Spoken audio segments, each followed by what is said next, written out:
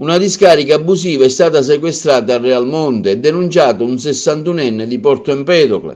Nell'ambito dei controlli del territorio effettuati dai carabinieri del comando provinciale di Agrigento, in particolare da quelli della stazione di Realmonte, volti a contrastare i crimini contro l'ambiente, è stato conseguito un altro importante risultato.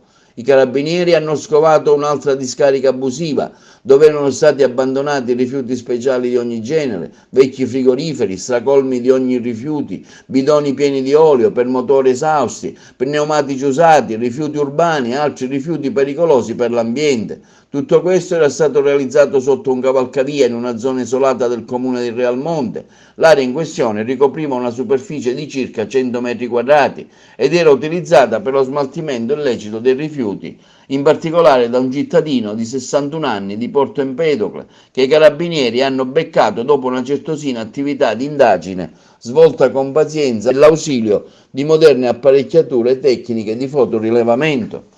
Il 61enne è stato sorpreso dai militari dell'Arma mentre accatastava rifiuti speciali di ogni genere nell'area in questione ed è stato denunciato alla Procura della Repubblica presso il Tribunale di Agrigento per i reati ambientali riconducibili alla sua condotta. Durante i controlli i carabinieri hanno anche constatato che il furgone in uso al soggetto era privo di copertura assicurativa. Per tale ragione il mezzo è stato sottoposto a fermo amministrativo e l'area invasa dai rifiuti sequestrata preventivamente in attesa delle operazioni di bonifica e di ripristino dei luoghi.